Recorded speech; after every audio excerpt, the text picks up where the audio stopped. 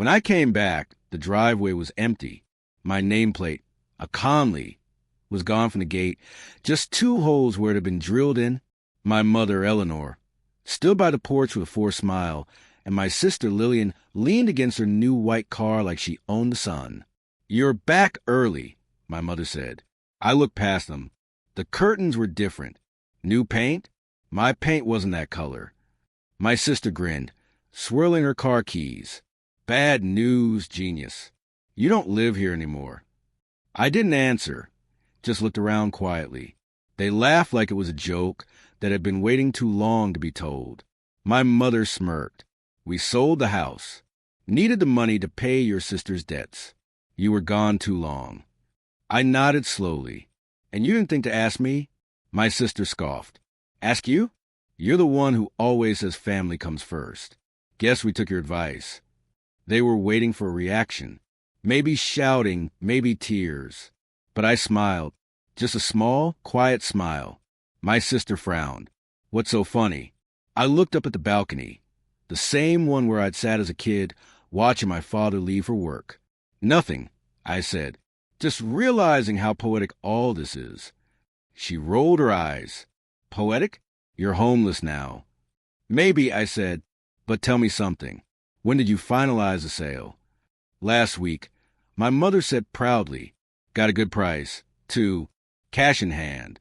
The buyer's name was... "I know," I interrupted. "I recommended him." Their laughter froze. It started 6 months ago. The last dinner we had together. My sister was crying about her debts again. Bad investments, bad men, bad decisions. My mother called her a victim.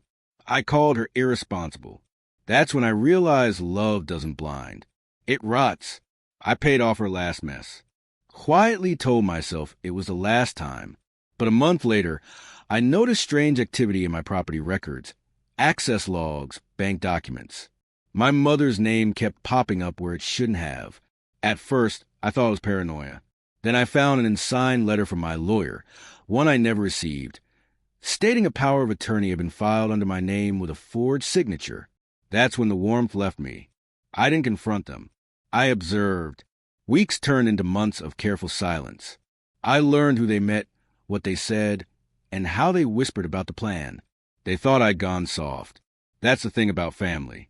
Once they think you'll always forgive them, they stop hiding their knives. I moved quietly. Transferred the whole property deed to my holding company, registered in another name. My mother's documents were fake, but I made them look real. The house on paper stayed mine. But the legal property she had access to, that was a decoy title, the old registration, the one I'd reissued after the renovations. The new deed, the real one, was tied to another property altogether, one built on the adjoining plot I'd purchased a year ago under a silent development company. Same address extension, same street, same everything, except the legal description. I made sure the forgery matched that. They thought they were selling my house. In truth, they sold an empty title, a piece of land the company already owned. When I left for vacation, it wasn't to rest. It was to wait. I let them complete the scam. I wanted the paper trail, proof of forged authorization, fraudulent sale, and tax evasion.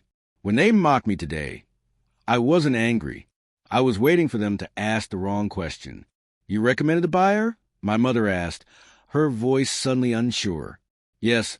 I pulled the document from my coat, a folded set of papers stamped with the company's seal. "He works for me, my development firm."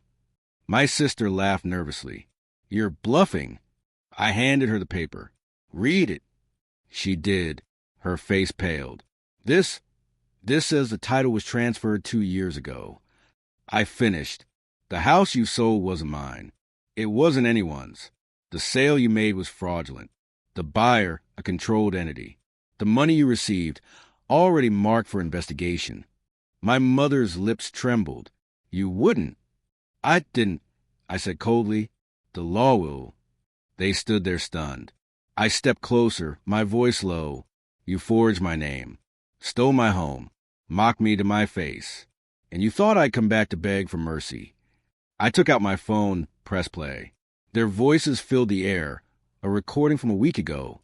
He'll lose everything. Let him cry. My sister's eyes widened. You recorded every word. Silence fell. Only the wind moved between us. I filed everything this morning.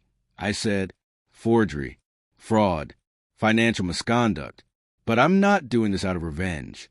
I'm doing it so the next person you decide to betray will see you for what you are. My mother whispered, you can't send your own family to jail. I looked at the house one last time. You already did. By evening, the police came. I didn't watch them being taken away. I didn't need to. The real house, my real home, stood behind the next gate. The same design, the same balcony, but untouched. I unlocked the door and stepped inside, breathing in the quiet. I wasn't smiling anymore. I didn't need to. Some debts can't be repaid in money. But justice pays with precision.